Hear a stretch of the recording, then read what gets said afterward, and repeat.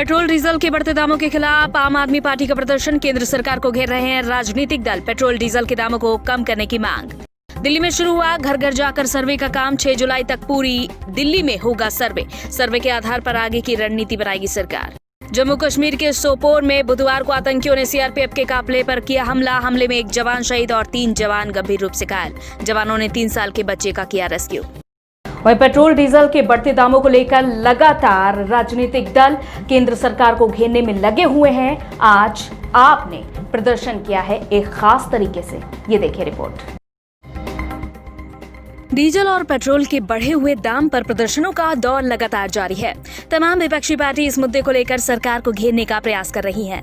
इसी फेहरिस्त में आम आदमी पार्टी ने भी पूरी तरीके से इस मुद्दे पर बिगुल बजा दिया है और अब आम आदमी पार्टी भी पेट्रोल और डीजल के दामों को लेकर सड़कों पर आ गई है। राजधानी दिल्ली में बुधवार को पूरी दिल्ली में जगह जगह पर इसी मुद्दे को लेकर प्रदर्शन किया गया।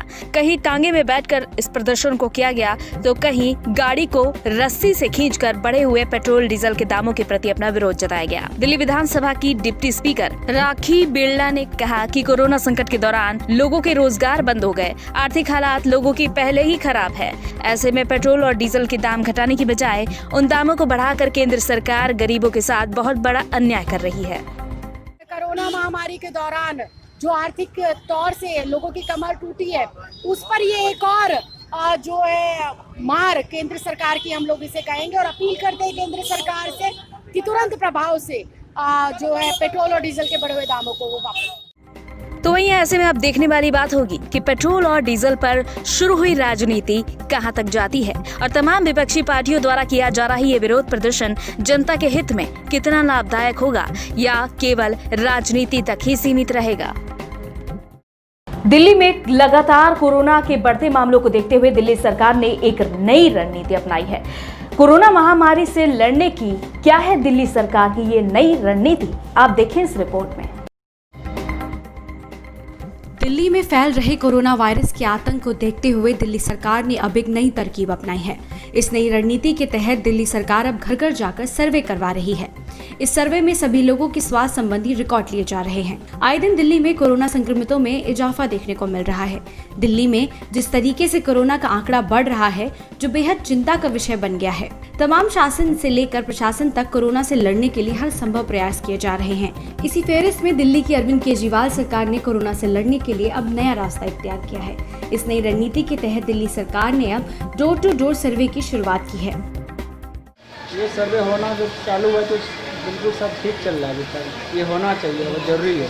और सर्वे के हिसाब से तो टेस्ट जो हो ये लगातार होना चाहिए सभी में अच्छे से, तो सभी लोग हैं ऐसे जाके घर घर जाके सर्वे करें, टेस्ट करें, ये अच्छी बात है। लोगों को पता लगा कि भाई हमारे घर आके सर्वे हो रहे हैं, तो जो शायद इसके साथ ना जुड़ना चाहता हो, इसको अनदेखा करके बीमारी को अपने बाहर मजे से वो कर रहा हो, तो वो शायद अपने फॉलो करे सारे।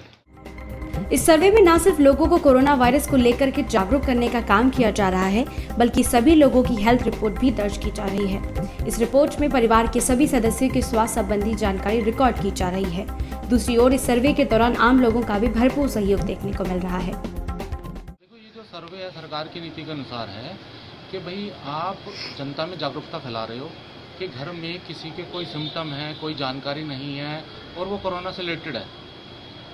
अगर लोग घबरा रहे हैं कि भाई ये कोरोना से रिलेटेड है और वो घबराहट के कारण अपने आप को बाहर नहीं ले जा पा रहे, इलाज नहीं करवा पा रहे, तो उनमें जागरूकता फैलाने के लिए है और उनको आइडेंटिफाई करने के लिए है कि कोई ऐसा सिम्टम वाला व्यक्ति कहीं घर में बैठकर या कहीं बाहर घूमकर लोगों में कोरोना फैलाने की चाहे अनचाहे, मतलब अगर किसी को पता है तो वो तो चाह कर फैला रहा है और किसी को कोई अनचाहे में जिसको सिम्टम है और उसको जानकारी नहीं है कि ये सामान्य बुखार है, सामान्य जुकाम है और वो एक वाहक बन जाए, तो उसको रोकने के लिए सरकार ये डोर टू डोर सर्वे करवा रही है। बहरहाल आगामी 6 जुलाई तक पूरी दिल्ली में ये सर्वे कराया जाएगा। इस सर्वे के आधार पर ही दिल्ली सरकार आगे टेस्टिंग की योजना बनाएगी और जरूरत पड़ने पर दिल्ली सरकार की ओर से हर जरूरतमंद व्यक्ति की टेस्टिंग कराई जाएगी।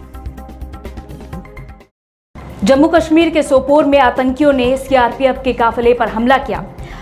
इस हमले के बाद एक हृदय विदारक घटना सामने आई। ये पूरी रिपोर्ट देखें। दक्षिण कश्मीर में एक आतंकी हमले में 5 साल के बच्चे की मौत के कुछ दिनों बाद बुधवार को उत्तरी कश्मीर के सोपोर में एक और चौंकाने वाली घटना सामने आई है, जिसमें एक 3 साल के बच्चे के सामने ही उसके दादा की मौत हो गई। जम्मू कश्मीर के सोपोर में बुधवार को आतंकियों ने सीआरपीएफ के काफिले पर हमला किया। इस हमले में एक जवान शहीद हो गया और 3 जवान गंभीर रूप से घायल हो गए हैं। इस हमले में एक नागरिक की भी मौत हो गई। इस बीच एक 3 साल के बच्चे की तस्वीर सामने आई है। ये तस्वीरें आपको विचलित कर सकती हैं, इसलिए हमने इन तस्वीरों को ब्लर किया है। बच्चे को भारतीय जवान अपनी गोद में लिए हुए हैं। मिली जानकारी के मुताबिक ये वही बच्चा है जिसके दादा की इस आतंकी हमले में मौत हुई। जवानों ने इस बच्चे की जान बचाई। हालात का अंदाजा इस बात से लगाया जा सकता है कि बच्चे से कुछ ही दूरी पर उसके दादा का शव था, लेकिन बच्चा इतना मासूम था कि उसे कुछ समझ नहीं आया। जवानों ने बहादुरी के साथ इस बच्चे की जान बचाई। विजुअल्स हमारे लिए सामने थे। एक तो हमारे जो सीआरपीएफ के 3 जवान जो खून में लथपथ थे, उनको उठाना, और उसके बाद जो है वहाँ पर एक सिविलियन जो है वो भी जख्मी था, उसको भी गोली लग चुकी थी। और उस सबसे बड़ा डिस्टर्बिंग हमारे लिए ये था कि जब हमने एक छोटा बच्चा देखा 2-2.5 साल के करीब जो है वो इर्द गिर्द घूम रहा है। और मीनवाइल जो जैसे ही हम पहुंचे उस वक्त भी काफी फायरिंग वहाँ से अपोजिट साइड से आ रही थी। आपने देखा होगा एनकाउंटर साइड पे जो सामने की मस्जिद उसके ऊपर वाली स्टोरी से फायर किया गया, उसी डायरेक्शन से जो फायर आया उसी वजह से सारे लोग जख्मी हुए। उसमें से हमारा एक सीआरपीएफ का जवान जो है वो शहीद हुआ, बाद में वो जख्मी किताब न ला के जहाँ बाग हो गया। ये भारतीय सेना के जवानों का ही हौसला है, नहीं तो इस आतंकी हमले में इस मासूम को भी नुकसान पहुंचता। गौरतलब है कि पिछले 3 महीनों में सोपोर में सीआरपीएफ पर ये दूसरा हमला है। 18 अप्रैल को आतंकवादियों ने सीआरपीएफ पार्टी पर गोलीबारी की, जिसमें 3 सैनिक मारे गए थे। आंध्र प्रदेश के सीएम जगन मोहन रेड्डी ने जनता के लिए एक सराहनीय पहल की है। दरअसल जगन मोहन रेड्डी ने आज हरी झंडी दिखाकर 1008 एम्बुलेंस का आरंभ किया है। आंध्र प्रदेश के मुख्यमंत्री वाईएस जगन मोहन रेड्डी ने जब से सत्ता संभाली है, तब से सभी तबकों के कल्याण और विकास के अनेक कार्यक्रम लागू किए हैं। इसी क्रम में अब स्वास्थ्य सेवा में उपयोग में आने वाले 108 और 104 एम्बुलेंस सेवा को भी आंध्र प्रदेश में आरंभ किया। देश में ये पहली इस प्रकार की आधुनिक एम्बुलेंस सेवा है। मुख्यमंत्री ने बुधवार को 1088, 104 और 108 एम्बुलेंस को विजयवाड़ा के बेंच सर्कल में हरी झंडी दिखाई है। सभी एम्बुलेंस आधुनिक तकनीकी सुविधा और दवाइयों से युक्त होंगे। इन वाहनों में मूलभूत सुविधा होगी। मुख्य रूप से ऑक्सीजन सिलेंडर और वेंटिलेटर होंगे। साथ ही इन्फ्यूजन पाइप और सुविधाजनक स्ट्रेचर इन एम्बुलेंस में उपलब्ध होंगे। कोरोना महामारी के खिलाफ फ्रंट लाइन पर लड़ाई लड़ रहे डॉक्टर्स के लिए आज खास दिन है। दरअसल आज डॉक्टर्स डे है। इसी कड़ी में राहुल गांधी ने डॉक्टर्स से वीडियो कॉन्फ्रेंसिंग के जरिए बातचीत की। कोरोना संकट काल में फ्रंट लाइन पर लड़ाई लड़ रहे डॉक्टरों के लिए आज खास दिन है। आज डॉक्टर्स डे मनाया जा रहा है। ऐसे में हर कोई स्वास्थ्य कर्मियों को सलाम कर रहा है। इसी कड़ी में कांग्रेस नेता राहुल गांधी ने कई डॉक्टरों से बात की। इस दौरान राहुल गांधी ने कहा, आप हमें गर्व महसूस करवाते हैं।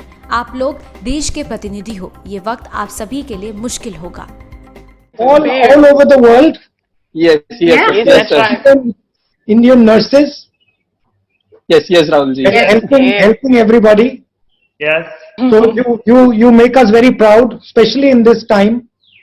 Thank you, sir. Thank you. We don't often get to say this to you publicly, but you are representatives of our country, and you are doing us proud.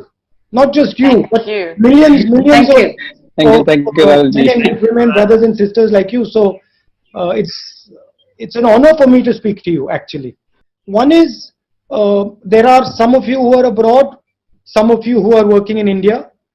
All of you have a different experience.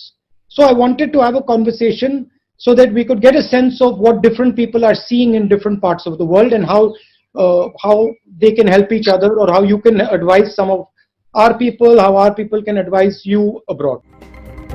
वहीं England में रह रही भारतीय doctor ने बताया कि हमारे पास हर रोज मरीज आ रहे थे।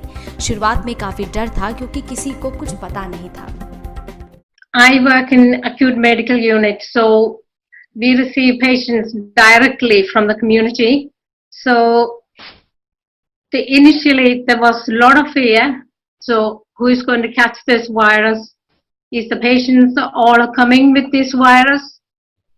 So my personal experience was when I was seeing a patient, she came in with no COVID symptoms. She only come in with the diarrhea and vomiting. But because of her abdominal pain, I requested an abdominal X-ray and a chest X-ray, and her chest X-ray was reported within minutes, and it came back as typical severe COVID chest X-ray. So that made us all really, I wouldn't say paranoid, but it was very, very cautious. So I did speak to my clinical directors, my clinical lead at the time. And at that time, that was the beginning of March. Even at the time in UK, the case, we were not even in a lockdown. So we've been told, so we have to use the PPE, surgical mask, usual apron and gloves. जबकि केरल के doctor ने बताया कि उन्हें भी corona virus हो गया है। विपिन जी, आपको कोरोना हो गया? Rahul ji, unfortunately. So you are both fighting the disease personally and also on behalf of AIIMS. Yeah, both me and my wife are infected. We are right now in quarantine. But I believe you're okay now. Yes, I am perfectly okay, Rahul ji. I'm perfectly okay. Thank you, Rahul ji. That is good news.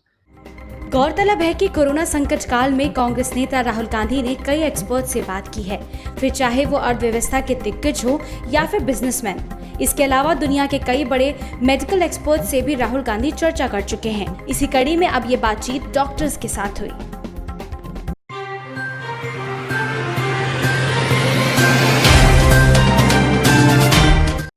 Subscribe now and press the bell icon.